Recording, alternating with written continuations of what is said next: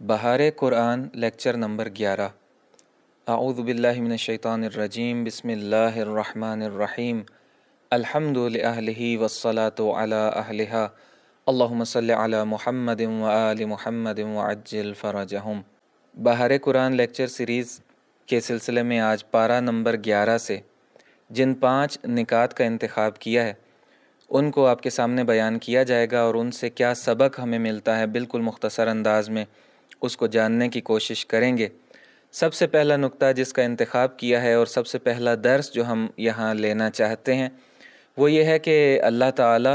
رسول اللہ صلی اللہ علیہ وآلہ وسلم اور مؤمنین یعنی جو اعلیٰ ترین اس کا مصداق ہے وہ ائمہ اطہار علیہم السلام ہیں، یہ اعمال پر ناظر ہیں۔ اللہ بھی اعمال کو دیکھ رہا ہے، رسول اللہ صلی اللہ علیہ وآلہ وسلم بھی ہمارے اعمال کو دیکھ رہے ہیں اور مؤمنین بھی دیکھ رہے ہیں، یعنی اعلیٰ و اتم مصداق اہل بیت اطہار علیہم السلام ہیں کہ وہ ہمارے عمل کو دیکھ رہے ہیں۔ سورہ مبارکہ توبہ کی 105 نمبر آیت میں پروردگار فرماتا ہے اعوذ باللہ من الشیطان الرجیم وَقُلِ اعْمَلُوا فَسَيَرَى اللَّهُ عَمَلَكُمْ وَرَسُولُهُ وَالْمُؤْمِنُونَ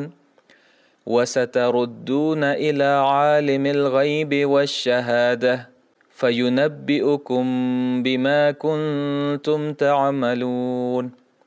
اور پیغمبر کہہ دیجئے کہ تم لوگ عمل کرتے رہو کہ تمہارے عمل کو اللہ، رسول صلی اللہ علیہ وآلہ وسلم اور صاحبان ایمان سب دیکھ رہے ہیں، اور ان قریب تم اس خدائے عالم الغیب والشہادہ کی طرف پلٹا دیے جاؤ گے اور وہ تمہیں تمہارے اعمال سے باخبر کرے گا۔ روایت میں ہے کہ حضرت امام موسیٰ کاظم علیہ السلام فرماتے ہیں کہ بندوں کے اعمال، بندے چاہے نیک ہوں یا چاہے برے کام کرنے والے اور بدکار ہوں، سب کے اعمال ہر صبح رسول اللہ صلی اللہ علیہ وآلہ وسلم کے سامنے پیش کیے جاتے ہیں، لہٰذا محتاط رہو۔ اسی طرح سے حضرت امام جعفر صادق علیہ السلام فرماتے ہیں کہ جب کوئی مومن یا کافر قبر کے اندر اتارا جاتا ہے تو اس کے اعمال کو پیش کیا جاتا ہے رسول اللہ صلی اللہ علیہ وآلہ وسلم کے سامنے، اور حضرت علی علیہ السلام امیر المؤمنین علیہ السلام کے سامنے، وَهَلُمَّ جَرًّا إِلَىٰ آخِرِ مَنْ فَرَضَ اللَّهُ طَاعَتَهُ، اور اسی طرح سے باقی ائمہ اطہار علیہم السلام کے سامنے بھی کہ جن کی اطاعت کو فرض کیا گیا ہے، یعنی امام زمانہ علیہ السلام کے سامنے بھی انسان کے اعمال کو پیش کیا جاتا ہے، چاہے وہ مومن ہو چاہے کافر ہو۔ جیسے ہی اس کو قبر میں اتارا جاتا ہے اس کے اعمال ان پاکیزہ ہستیوں کے سامنے پیش کیے جاتے ہیں، اور فرماتے ہیں کہ یہی مطلب ہے اس اللہ تعالیٰ کے قول کا اور اس آیت کا، جو آیت یہاں پر پھر پڑھی کہ قُلِ اعْمَلُوا، کہ تم عمل کرو، فَسَيَرَى اللَّهُ عَمَلَكُمْ وَرَسُولُهُ وَالْمُؤْمِنُونَ، ہمارے اعمال پر کوئی ناظر موجود ہے۔ پروردگار ہمیں توفیق عطا فرمائے کہ ہم نیک عمل کر سکیں تاکہ ان ہستیوں کے سامنے شرمندگی نہ اٹھانی پڑے۔ دوسرا درس جو آج یہاں ہم حاصل کریں گے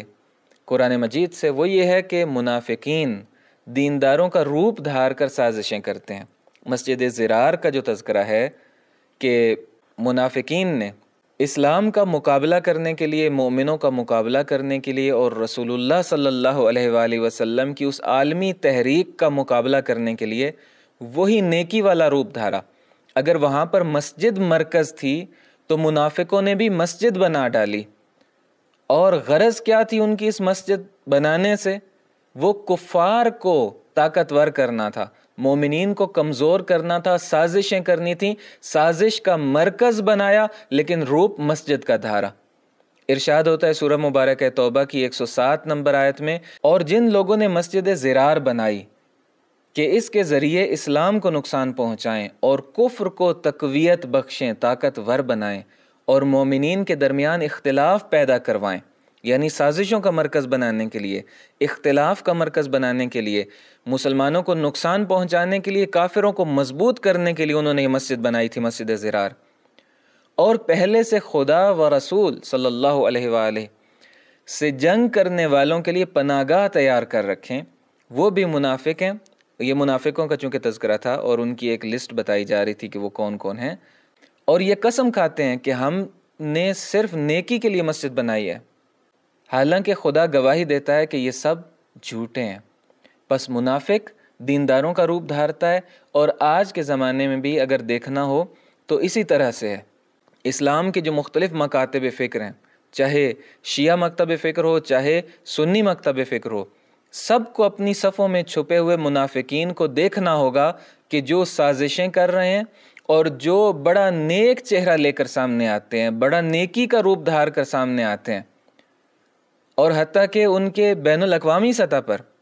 چینلز چل رہے ہیں جن کے ذریعے سے وہ تفرقہ ایجاد کر رہے ہیں اور پتہ نہیں کیا کچھ کر رہے ہیں۔ انہوں نے اپنے مراکز بنائے ہوئے ہیں،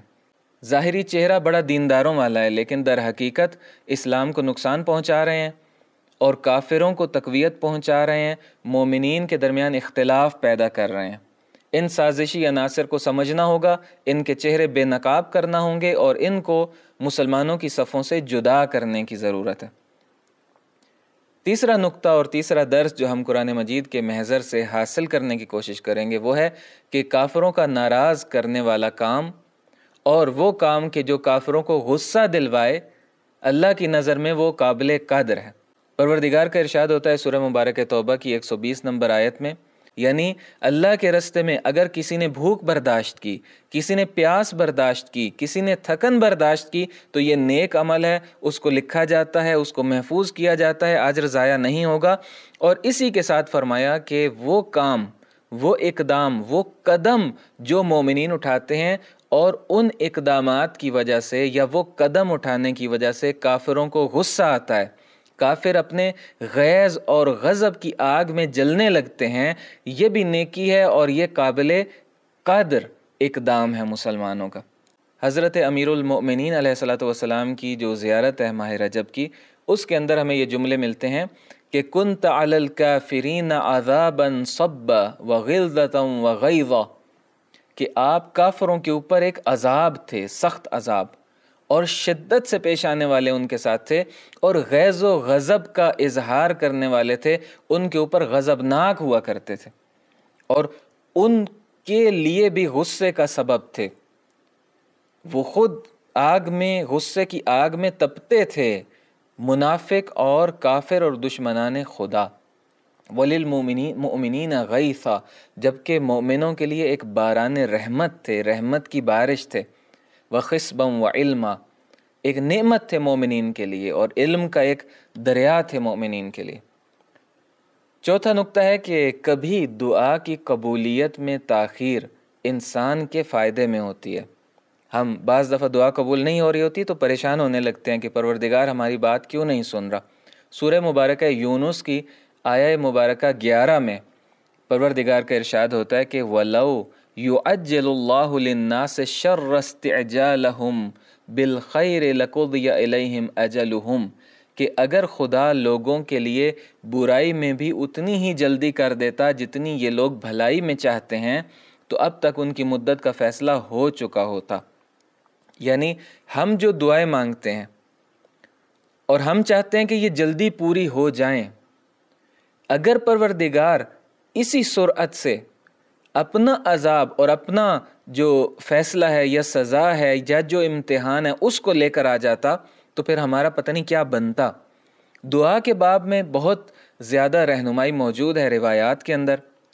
بعض دفعہ انسان کی دعا قبول نہیں کی جا رہی ہوتی چونکہ جو چیز انسان پروردگار سے مانگتا ہے وہ انسان کی مصلحت میں نہیں ہوتی، اس کے فائدے میں نہیں ہوتی، اس کے نقصان میں ہوتی ہے۔ بعض دفعہ دعا دیر سے قبول کی جا رہی ہوتی ہے، پروردگار چاہتا ہے کہ یہ انسان بار بار مجھے پکارے اور میرے ساتھ رابطے میں رہے، اس کو پسند ہے ہمارا اس کو پکارنا، گڑ گڑانا، اس کی بارگاہ میں بار بار حاضر ہو کر مانگنا، اسی لیے وہ ہماری دعا کو قبول کرنے میں تاخیر کر دیتا ہے۔ بعض اوقات دنیا میں قبول نہیں کی جاتی، یعنی دنیا میں نہیں ملتی، اس کو قبول کر لی جاتی ہے، لیکن اس کا جو ملتا ہے صلہ وہ آخرت میں ملتا ہے، اور پھر وہاں پروردگار انسان سے کہتا ہے کہ تم نے وہاں دعا مانگی تھی، آج اس کا بدلہ لو، اور انسان حیران ہو کر پوچھے گا۔ بہت سی روایات ہیں، بعض میں یہ ہے کہ انسان حیران ہو کر پوچھے گا کہ یہ نیکیاں تو میں نے نہیں کی تھیں، اتنے بڑے ڈھیر نیکیوں کے جو مجھے یہاں دیے جا رہے ہیں، تو یہ کن اعمال کی وجہ سے میں نے تو نہیں کیے تھے۔ بتایا جائے گا کہ یہ تمہاری وہ دعائیں ہیں کہ جو وہاں قبول نہیں ہوئی تھیں اور آج تمہیں ان کا بدلہ دیا جا رہا ہے۔ وہاں پھر حسرت کرے گا انسان اور کہے گا کہ کاش دنیا میں میری کوئی دعا بھی قبول نہ ہوئی ہوتی اور آج ہی ان ساری دعاؤں کا بدلہ مجھے یہاں پر قیامت میں مل جاتا۔ پس دعا مانگنے کا حکم دیا گیا ہے، دعا مانگنی چاہیے۔ قبول کب کرنی ہے، کس طریقے سے کرنی ہے یا نہیں کرنی، یا اس کے بدلے میں پروردگار ہمیں کچھ اور دے دے، ہم جو چیز مانگ رہے ہیں وہ ہماری مصلحت میں نہ ہو، پروردگار کچھ اور دے دے بدل کے، تو یہ سب پروردگار اپنی حکمت اور اپنی تدبیر کے ساتھ انجام دیتا ہے۔ اور آخری نقطہ آج کی اس گفتگو میں یہ ہے کہ حق کے علاوہ جو کچھ بھی ہے وہ باطل ہے۔ سورہ مبارکہ یونس کی 32 نمبر آیت میں ارشاد ہوتا ہے کہ فَذَلِكُمُ اللَّهُ رَبُّكُمُ الْحَقِّ فَمَاذَا بَعْدَ الْحَقِّ إِلَّا الضَّلَالِ فَأَنَّا تُصْرَفُونَ، کہ وہی اللہ تمہارا برحق پالنے والا ہے اور حق کے بعد ضلالت کے سوا کچھ نہیں ہے، تو تم کس طرف لے جائے جا رہے ہو۔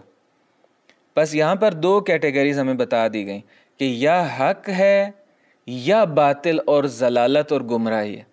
کوئی تیسری کیٹیگری نہیں ہے درمیان کی۔ آپ واقعہ کربلا کو دیکھ لیجئے، بہت جلدی بات سمجھ میں آ جائے گی کہ ایک طرف اہل حق کا لشکر ہے، امام حسین علیہ السلام ہے ایک چھوٹا سا قافلہ لیے ہوئے، دوسری طرف اہل باطل کا لشکر ہے کہ جو ان کے ساتھ جنگ کرنے کے لیے آئے، اور ایک تیسرا گروہ بھی تھا کہ جو خاموش لوگوں کا گروہ تھا، جو نہ کربلا میں امام حسین علیہ السلام سے آ کر ملحق ہوا اور نہ ہی یزید کی طرف گیا اور اس کے لشکر میں شامل ہوا، بلکہ اس نے عافیت کا رستہ تلاش کیا، جبکہ اس آیت کے مطابق اور بعض دیگر چیزوں کے مطابق یہ بڑا واضح فیصلہ ہے پروردگار کا کہ یا حق ہے یا باطل ہے۔ اگر امام حسین علیہ السلام کے ساتھ نہیں ہے وہ شخص، تو پھر چاہے کوئی نام دے لے، کوئی روپ دھار لے، چاہے لشکر یزید میں ظاہری طور پر وہ شخص موجود نہ ہو، لیکن وہ ضلالت پر تھا، گمراہی پر تھا، وہ باطل پر تھا۔ یا حق ہے یا باطل ہے، کوئی تیسرا رستہ نہیں ہے۔ ایک روایت میں ہے، امیر المؤمنین علیہ الصلوۃ والسلام فرماتے ہیں، اہل بیت اطہار کے بارے میں فرما رہے ہیں کہ ہم اہل بیت کلمہ تقویٰ ہیں، سبیل ہدایت ہیں، ہدایت کا رستہ ہیں، بہترین نمونہ اور رول ماڈل ہیں، سب سے اعلیٰ نمونہ کہ جس کی پیروی کی جانی چاہیے وہ ہم اہل بیت ہیں، سب سے بڑی حجت ہم ہیں، اور اللہ کی رسی جس کو تھامنا ہے اور نجات حاصل کرنی ہے تم لوگوں نے، وہ ہم ہیں، ہم دستگیر ہیں۔ اور یہاں پر اس آیت کے ساتھ یہ بات مربوط ہوتی ہے کہ والحق الذی اقر اللہ بہ، اور ہم وہ حق ہیں، ہم وہ حق ہیں جس کے بارے میں پروردگار نے اس طرح سے بیان فرمایا ہے کہ فماذا بعد الحق الا الضلال، کہ حق کے بعد پھر گمراہی ہی گمراہی ہے۔ بس اہل بیت اطہار علیہ الصلوۃ والسلام کے لیے جو بھی بغض اپنے دل میں رکھتا ہے اس کو سمجھ لینا چاہیے کہ وہ حق پر نہیں ہے، وہ گمراہی پر ہے، اور ہم سب کو پروردگار حق کی طرف آنے کی توفیق عطا فرمائے۔ والسلام علیکم ورحمۃ اللہ وبرکاتہ۔